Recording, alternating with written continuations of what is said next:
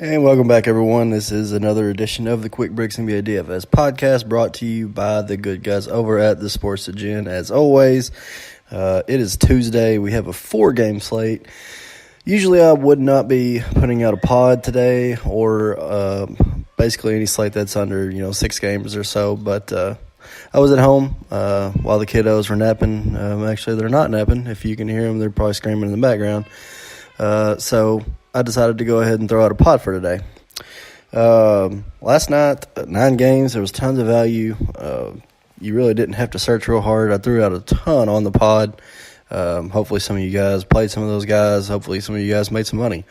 I made a little bit of money. I didn't make enough. I didn't exactly align my guys the right ways. I don't feel I played too much value maybe, and I didn't try to stick to the core, but that's how it goes sometimes, especially in those bigger slates. You just got to piece it together the right way. With that said, gonna roll right into today. We have 4 games, as I mentioned. I actually kind of like the slate. There's a lot to like on it. Let's go ahead and get started with Toronto at Orlando. Toronto comes in here as a 7-point road favorite, total of 221 on the board. Toronto coming in with the 11th highest pace in the NBA, and Orlando at 21st. Not exactly a pace-up game, as you can tell. It is actually the second highest total on the board for tonight. I like really only a few plays in this game. I kind of like Serge Ibaka at 6K on DK. 31 or more in his last 4 or 5 games. He also has a little bit of the revenge narrative here, as he did play for Orlando before he went to OKC. So that kind of plays in a little bit with that, I suppose. Kawhi should play tonight. He sat out last game. At 9.5K, I don't believe that I'll be playing Kawhi. I just don't think that. I think there's a couple other good guys, that big names on this slate, that I would probably rather jam in than Kawhi in this gameplay for him. I don't know. I don't think that he probably puts up more than 45 fantasy points, which I know you're saying, no, 45 fantasy points, that's good. Yeah, that is good, but 9.5K, I want 55 plus.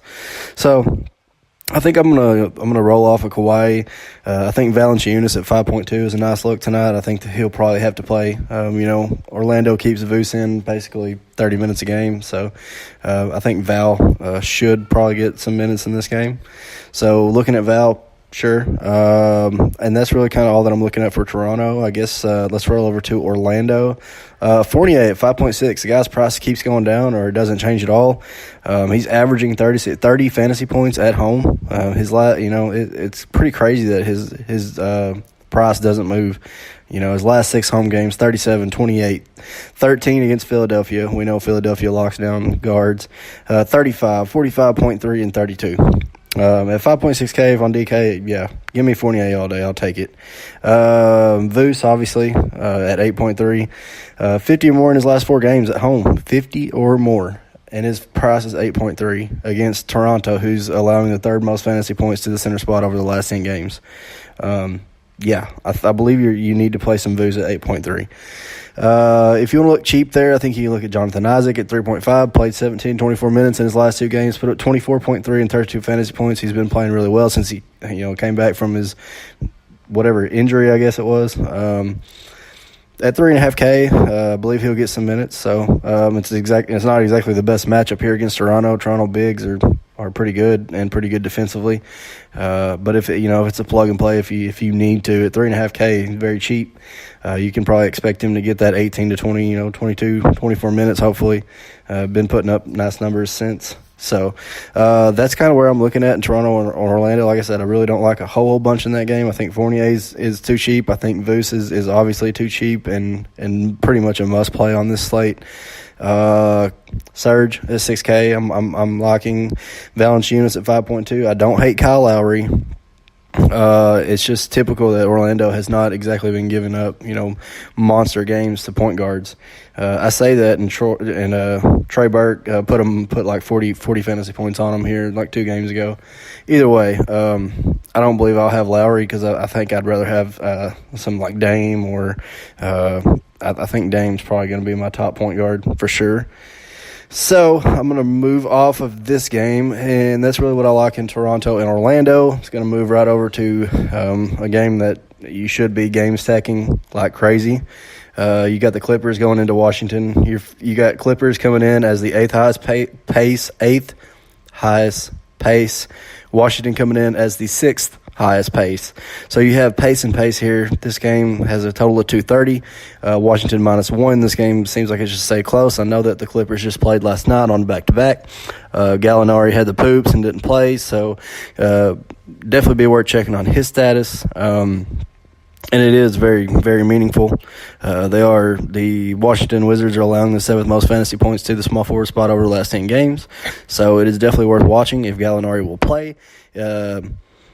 You got Gortat coming in for his revenge game here against Washington at 3.7K. Harrell is definitely worth a look at 6.6, especially if there's no Gallinari. He played 32 minutes last night, so maybe I wouldn't be too keen on playing him tonight. But if Gallinari comes back, for sure, I would probably maybe not play Harrell at 6.6. Lou Williams at 6.2, most definitely. I will be playing some Lou. Tobias Harris at 7.6. If no Gallinari, I mean, yeah, he's kind of too cheap. You got to play Harris again. One guy that you can look at, and I don't know, I'm guessing maybe he just got run last night because of he was playing his old team, the Atlanta Hawks, but Mike Scott played 28 minutes last night, put up almost 35 fantasy points. Was a revenge game against Atlanta, so I'm not really sure how that is because he, hadn't seen over like 12 or 13 minutes beforehand. So, but in the event that Gallinari does not play again, there is a chance that he could get run. And at 3.3K in a pace-up game, if he happens to see 15 or 20 minutes, I think is definitely he should definitely be able to exceed value. So Mike Scott at 3.3, I don't hate. If wait and make sure Gallinari's out. If Gallinari's out, I believe Gallinari probably should play. I don't know. He might have the flu. Who knows? I don't know. So be worth watching. So that's kind of what I'm looking at for the Clippers. As far as Washington goes, Wall at 9K. I don't know, man. He's been putting up a couple duds lately. This is definitely a game that should get him back on track, I would think. He is very high priced. This is a very high paced up game. So, Wall at 9K. Like I said, I'm kind of all over Dame right now, but I don't exactly hate Wall. So, it is what it is. If you feel like playing Wall, go for it. You got Rivers coming back or playing his old team here and his daddy at 3.3. So, Rivers at 3.3K. Definitely probably worth the look. Jeff Green at 4.2. Dwight Howard did not practice yesterday. Do not know if he will play today. He did get injured. So it would be kind of nice to know if he is playing or not. We should know that hopefully more sooner than later. But also another cheapie you can look at is Oubre at 4.6. I like Jeff Green. I like Oubre. Both those guys in the mid 4K range. And Rivers at 3.3 is definitely a nice tournament play for sure. Mike Scott, like I said, if Gallinari does not happen to play, it would be definitely a GPP dart. Obviously, that's obviously we're not going to play him in cash. I don't play a lot of cash, but I know a lot of you guys do. So again, Lou Williams, most definitely. Gortat at 3.7. I think surely, especially if Howard does not play, that should give him a little bit of advantage, I believe. So at 3.7, I'm definitely going to be looking at Gortat. Absolutely, if Howard does not play. Harrell at 6.6. I think I would probably make sure that Gallinari's out. 32 minutes last night. I'm not real sure how much run he would get. Obviously, Harris played a ton of minutes last night as well, so he should get his usual minutes. I just don't know if I can pay. I don't know if I can pay 6.6 for him on a back-to-back like this. When he usually does not get that kind of run. So, again, Lou Williams. I think some nice cheapies for Washington are Jeff Green for sure, Kelly Oubre at 4.6. So that's kind of where I'm at in the Clippers and Washington game. Going to go right over to Brooklyn and Miami, which I think this game has a lot of fantasy appeal as well. Probably not as much as the Clippers and Washington as far as the pace goes, but I believe this game is going to be tighter. Miami is actually 12th in pace right now. It's pretty crazy. I didn't think that they were about to crack the top 10 in the pace. Brooklyn, who was one of the fastest teams last year, is one of the almost slowest. They're 24th in the pace right now. I really think a mini stack of Miami, or even a full team stack of Miami is really good. We know Brooklyn can't defend worth a poo. Obviously, Hassan Whiteside is going to headline that stack at 8K. I think the center play tonight is pretty clear cut. I mean, you can't go wrong with Vooch, and you can't go wrong with Whiteside here. Brooklyn is allowing the fourth most to the center spot over their last 10, so it's definitely a Whiteside night. Josh Richardson at 7.1. He's going to be playing a little bit of point guard. He's going to play a little bit of small forward. Either or, I think I like him quite a bit at 7.1. Tyler Johnson, I did not get his price, but I think he's in the mid 5K or right a smidge below 6 on DK, that is. Either way, he's played over 30 minutes in his last three, 31, 27, and 36.3 fantasy points in those games. Looks like Dragic's going to be out for 3 or more games, and that leads me to the probably one of the better values, and that's Wayne Ellington at 4.4K. 38 minutes last game, started at the point guard spot, and he put up 25 fantasy points. If he starts again, you really can't afford to not play him at 4.4K. That's all there is to it. So Whiteside, Richardson, Tyler Johnson, and Wayne Ellington is probably my stack that I really that's Miami team stack is probably my favorite stack tonight. For Brooklyn, I think you can look at Dinwiddie at 5.5, 28 plus minutes in his last 4. We know LeVert's out. We know he's going to get minutes. He did just put up 49 fantasy points in their last away game at Washington. We know Washington is probably not the best defenders. Either way, Dinwiddie at 5.5 I think is very viable. Jarrett Allen at 5.7. I don't hate it. He's come along. He's came on pretty strong the last 2 games. 39 fantasy points and 43.8 fantasy points in his last 2 games. This game is highly stackable as well, I believe. I'm not a huge favorite of Jarrett Allen, but at 5.7K and getting the minutes that he's getting, I think if you have to and you want to pay up somewhere else, I don't hate it. One guy that I will be probably throwing a tournament dart with, and it's clearly a GPP dart because he hasn't done shit, but it's Allen Crabbe at 3.8. Miami is allowing the 4th most fantasy points to the shooting guard spot over their last 10 games, and they're almost allowing 6.0 3 points per made to that spot over that last 10 games as well. They're allowing 5.8 3 points made to the shooting guard spot. We know Crabbe loves to shoot threes. If he somehow gets to shooting his threes, there's a good chance that he could probably kill value. So Allen Crabbe 3.8, definitely will be throwing him in a GPP dart. So that's kind of where I'm at with Brooklyn and Miami. Once again, Dinwiddie, Jarrett Allen, Allen Crabbe.